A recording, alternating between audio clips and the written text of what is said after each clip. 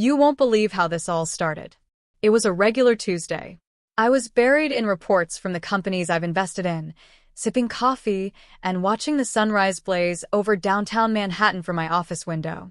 Oh, before we dive in, please like this video and listen to my story till the end. And let me know which city you're listening from. That way, I can see just how far this story travels. Trust me, you're going to want to hear the end of this. So that morning my phone rang. It was my mother. The tone of her voice? It was that specific one. The kind you know is going to ruin your day, not because she's trying to hurt you, but because she believes you deserve the truth, even if it cuts. Elena, there's something I need to tell you about Thanksgiving, she said. I paused. I already knew this wasn't going to be a warm, fuzzy conversation. Your brother, Caleb, is bringing guests this year. Big names. His venture capital partners. You know, the type that eat foie gras for breakfast and probably have assistants for their assistants. She chuckled, as if that would soften the blow. Anyway, she continued, we think it's best if you sit this one out. Silence. Nothing personal, sweetheart, she added quickly. But you work in that little healthcare nonprofit, right? These people, they're used to a certain level. My mouth went dry. My throat burned. Right, I said, managing to keep my voice steady. I knew you'd be understanding, she said cheerfully. Caleb's been working so hard. He just helped his firm raise a $240 million fund. Can you believe it? My son. So proud. She didn't even ask what I was working on. Didn't pause long enough to care. We'll do something with you in January, okay? Maybe lunch. I have to go. Caleb and I are finalizing the menu. Click. The call ended just like that.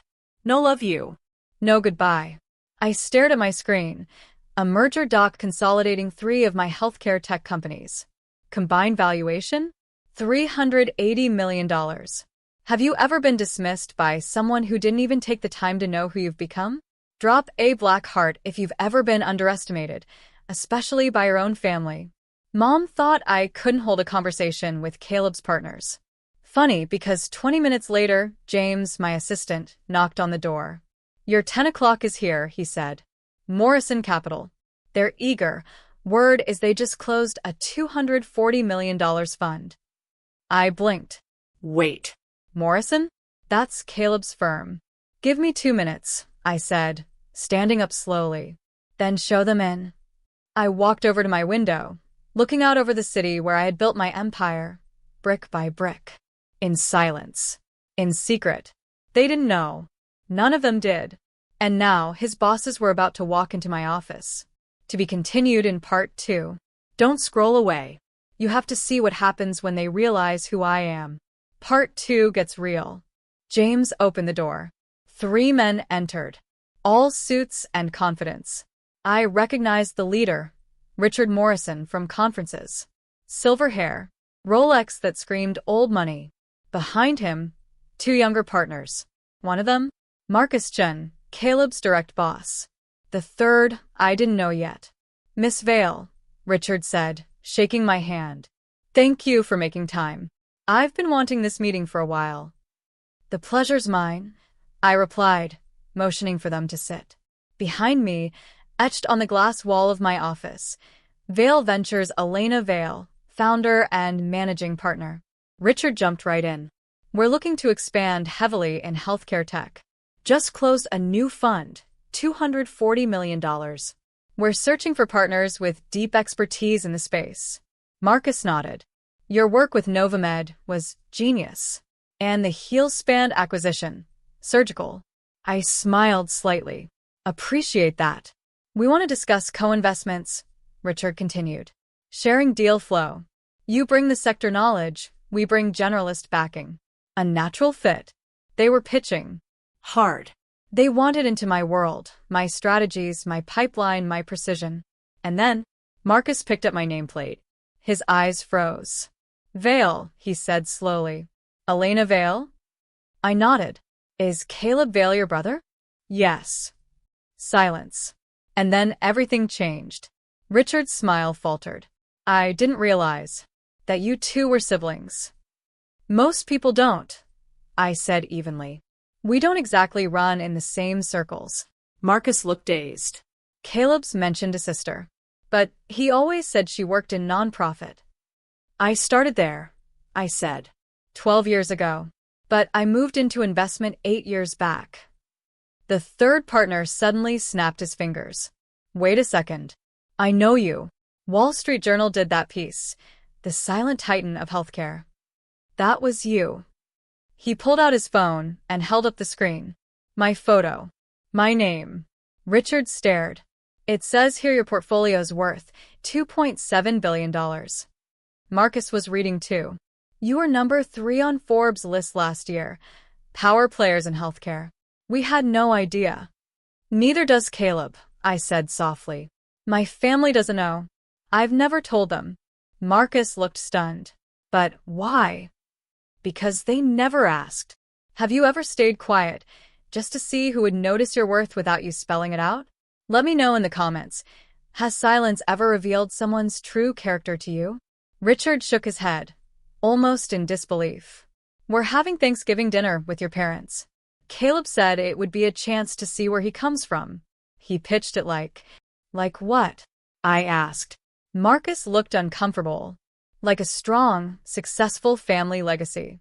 He said he was the only one in finance, that his family adored his work. I laughed, but it was dry, hollow. And what did he say about me? I asked. Marcus hesitated, then spoke carefully. That you chose purpose over profit. That your career never really took off. That your parents love you, but you never got business like he did. I leaned back, nodding. And based on that version of me, the nonprofit failure, you all plan to spend Thanksgiving being paraded around as Caleb's professional trophies, right? None of them spoke. So I added, my mother called me the same morning you scheduled this meeting. She told me Thanksgiving was for successful people, that Caleb's investors were coming, and that I should sit this one out. The room had turned cold. Richard swallowed hard. Elena, he said. I'm so sorry. Don't be. You didn't know, I said. But now you do. To be continued in part 3. Stick around. In part 3, I tell them what no one else has dared say out loud, and you won't believe how they respond. I leaned forward, folding my hands on the table. Let me be clear, I said, voice calm but unwavering. I'm not sharing this to embarrass anyone. You came here to pursue a partnership with my firm. Before we talk about trust, collaboration, and strategy, you deserve to know the full picture. Richard nodded slowly. Understood. Please go on. Caleb is your employee, I continued. Which puts you in an awkward position. I get that. But here's what concerns me. I paused, choosing my words. He's built his brand, both personally and professionally, on a false narrative. One where he's the golden child, the only success story in a family of underachievers. He's used my parents' dismissal of my work to inflate his own image. Marcus was quiet now, brows furrowed in thought. And if he's been that blind about his own sister's success, I said softly, what else is he missing in your firm? What other assumptions is he making? What other value is he overlooking? Richard rubbed his jaw. This is serious. His judgment, it's not just flawed. It's self-serving. I'm not here to tell you how to handle your employee, I said. But I do know this. Underestimating people is dangerous. Caleb spent years selling a story. I've spent years creating value. One of those things is real. Marcus stood and began pacing. 2 days. 2 days until Thanksgiving. We're all supposed to sit at your family's table while your parents gush over Caleb, and the woman they uninvited is the reason we're here in the first place. His voice broke slightly at the end. The irony is brutal. I gave a small, tired smile. The truth often is. Have you ever let someone believe you were smaller than you really are, just to see how far they'd go? Drop a fire in the comments if you've ever seen someone exposed by their own lies. Richard stood. Miss Vale, we need a moment to speak privately. May we use your conference room? Of course, I said, standing. James will show you. They walked out silently. I remained at my desk, staring at the glass pane that bore my name, a name my own family still didn't understand. I hadn't planned this. I hadn't set a trap. I just took a meeting. The fact that it happened on the same morning my mother uninvited me? Maybe fate has a sense of humor after all. 20 minutes later, James knocked. They'd like to see you again. I walked into the conference room. The tension was still there, but it had sharpened into resolution. Richard spoke first. Elena, we've made a decision. Two, actually. I waited. First, we absolutely want to move forward with the partnership. Your expertise is undeniable. We'd be honored to work alongside Vale Ventures. I nodded. Thank you. Second, Marcus cleared his throat. We've decided to attend Thanksgiving dinner as planned. My brows lifted. Richard quickly added, but we're going to be honest. Not cruel, just honest. If your career comes up, and it will, we'll acknowledge what we know. That we met with you. That we're pursuing a partnership. That you're one of the most respected investors in healthcare tech today. I blinked. The room swam slightly. Caleb will be humiliated, I whispered. Marcus met my gaze. He's been humiliating you for years. The younger partner, quiet until now, finally spoke. Can I ask you something? Why didn't you ever correct them? Your family. Why let them believe a lie for so long? I looked at him for a long moment. Because I wanted to know who they were when they thought I had nothing. I took a breath. I wanted to see if their love was unconditional. I wanted to know if I could build something, not from their pride or praise, but from my own fire, my own vision. And now?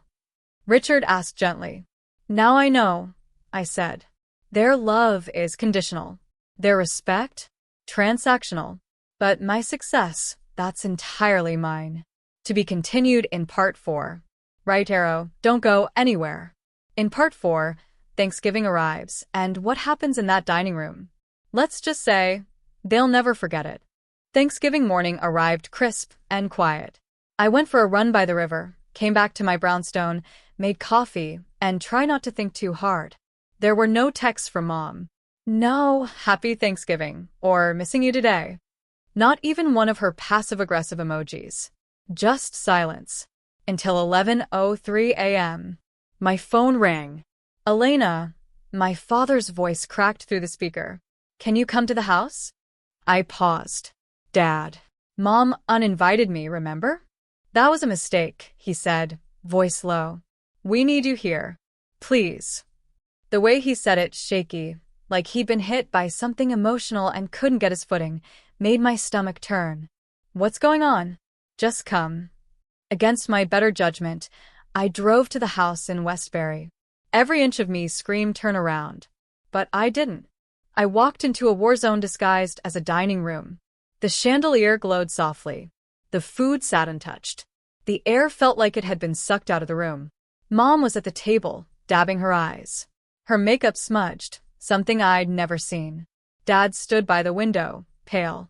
Caleb, my golden brother, sat on the living room couch, looking like a man who'd seen his future burn down. And at the dining table, Richard and Marcus. They looked like they'd just walked through a storm. Everyone turned as I entered. Elena, Mom's voice cracked. Richard stood up. Thank you for coming. We didn't want it to be like this. What happened? I asked, not moving further in. Marcus cleared his throat. We arrived. Your mother introduced us to the family, all smiles. Talked about Caleb's success. Someone asked about his sister. And I asked. Your mother said you worked in charity.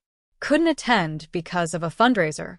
Caleb added that you never really understood business. And that's when, Marcus continued. We corrected them. I said nothing, just waited. I told them we'd just met with you, he said. That we're partnering with Vale Ventures. That you've built one of the most respected portfolios in our industry. Mom began crying again. She didn't believe me, Marcus said gently. She thought there was another Elena Vale. So they showed her the articles. The Forbes piece. The Wall Street Journal profile. My company website. Dad whispered. I kept saying, I don't understand. Over and over. I didn't know what else to say. You never asked, I said quietly. Mom looked up pleading. Why didn't you tell us? Because you never asked, I repeated. In 12 years, none of you asked me what I actually do. You assumed. You simplified. And you dismissed. Caleb finally looked up. His face was gray. You let me look like a fool. No, I said softly. You did that yourself. I just let you. Have you ever been in a room where people finally saw you after years of pretending you were invisible? Drop a tornado if you've ever faced your family with your full truth. I told them, Caleb said bitterly, that I came from a legacy, that my family understood ambition, that we were a house of achievement. You told them a fantasy, I said, because the truth would have exposed your own insecurity. He stood. What? You think you're better than me now? No. I think I've always known who I was. You just built your confidence on making sure no one else did. Dad rubbed his forehead. We thought we were protecting you, that this world Caleb is in, it's brutal. We didn't want you to get hurt. You did hurt me, I said, and the silence that followed was deafening. Every time you reduced my career to a hobby, every time you changed the subject, every holiday I wasn't invited to, every time Caleb got the applause and I got the polite nod. Caleb whispered, I didn't know how much you'd built. You never said anything. You never listened, I snapped, the crack finally breaking through my voice. You assumed I was still the girl with a clipboard and a dream. You never once saw the woman behind the empire. Richard cleared his throat gently. Perhaps we should go. No, I said. Stay. You deserve to see how this ends. I turned to my parents. Mom, what exactly did you say when you called me? She winced. Say it, I urged. Her voice trembled. I said, Thanksgiving was for successful people. That Caleb's partners were coming. That you wouldn't fit in. And you agreed? I asked my father. He looked down. We thought it was best. I turned to Caleb. And your text? What did you say? His jaw clenched. I pulled out my phone and read it aloud. Mom said you can't make Thanksgiving. Probably for the best. These investors are high level. You wouldn't have much to contribute anyway. No offense. Marcus actually flinched. I looked around the room. On the same day these men sat in my office, asking for my expertise, my strategy, my insight, I was told by my own family I wasn't good enough to meet them.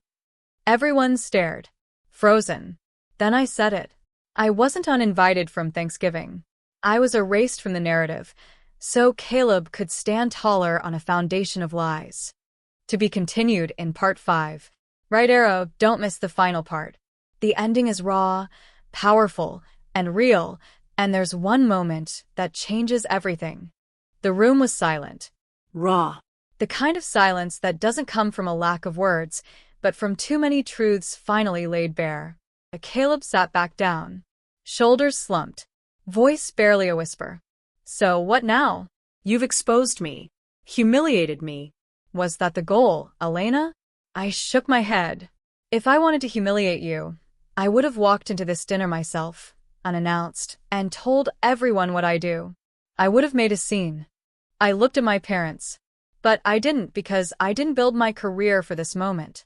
They didn't speak. Just listened. For once. I built it in silence. While you mocked my nonprofit phase, I built companies. While you praised Caleb's Tesla, I took the train to work because the time let me close deals before I ever stepped in the office.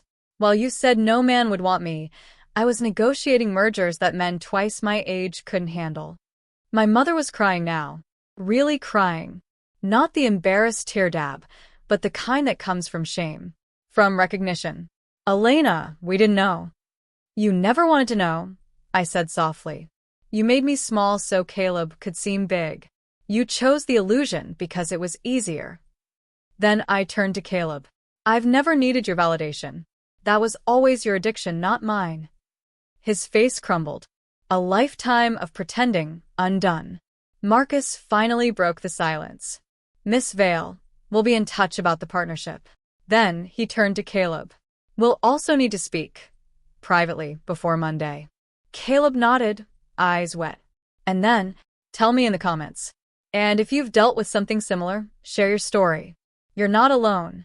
Subscribe for more stories about standing your ground and reclaiming your life. They left. The door closed behind them. Just the four of us remained. The perfect family image shattered in the space of one afternoon. My dad stepped forward, voice barely above a whisper. Elena, how do we fix this? You don't, I said. Not with words. You can't fix what you refused to see for over a decade. But we're proud now, Mom began. No, I said gently but firmly. Don't be proud now. That's not pride. That's relief. That I didn't fail. That I didn't embarrass you. Your pride has always been transactional. Caleb stood. So what? You're done with us? I'm done shrinking to fit your expectations, I said. I'm done pretending that being dismissed didn't hurt. I'm done sitting quietly at a table I had to earn my way back to. Dad wiped his eyes. Just tell us what you want. I want you to understand, I said slowly, that your daughter, the one you overlooked, didn't become successful because of you.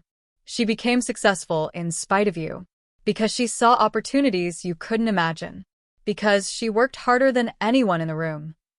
I want Caleb to understand that real success isn't about dressing it up. It's about building something so solid it speaks for itself. I grabbed my coat. And I want all of you to remember something. They looked at me, bracing. You uninvited me from Thanksgiving because I wasn't successful enough to meet Caleb's investors. But I was the reason those investors came in the first place. I turned toward the door, then paused. For what it's worth, I don't hate any of you, but I also don't need you. And for the first time, I think you know that. The air was thick as I walked out. The drive home was quiet. My phone buzzed nonstop. Sarah, friends, even James, my assistant, who already knew everything. I ignored it all. I got home, poured a glass of wine, made myself dinner. Salmon. Roasted vegetables. Ate at my table alone, surrounded by quiet confidence and the Manhattan skyline. 6 days later, Marcus called. Elena, the partnership is moving forward. Legal is drafting terms. I nodded. I'm glad. And Caleb's being put on a performance plan. His deal authority is suspended. Whether he stays at the firm will depend on his judgment moving forward. That's fair, I said. He also asked me to tell you something, Marcus added. I waited. He said, tell her I finally get it. Success isn't about the story you tell. It's about the value you create. She built value. I built a story. There was silence on the line. I didn't fill it. Your parents also reached out, he continued. They want to learn more. About your work. Your industry. What they missed. That's their choice. Do you think it's too late? He asked gently. I paused. Looked out at the skyline again. I don't know, I said honestly. Maybe it is. Maybe it's not. But right now, I need space. I need to see if they can love me when I'm not performing success. There was a beat of silence. Then Marcus said, You've handled this with grace, Elena. Many people would have used this moment to burn bridges. I don't need to burn bridges, I replied. The truth lit its own fire. I just stood in the light. 6 months later, the partnership with Morrison Capital was thriving. Caleb had left the firm, not fired, but humbled. My parents? Still trying, asking real questions now. Still fumbling, but showing up. And me? I sat in my office, reviewing a deal, $340 million acquisition. One of our biggest yet. My phone buzzed. A message from Richard Morrison. Deal closed. Your instincts were perfect.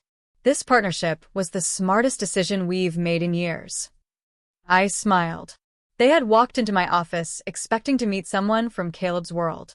They left realizing I was the world Caleb was trying to reach. And somewhere in Westbury, my family was learning the same thing.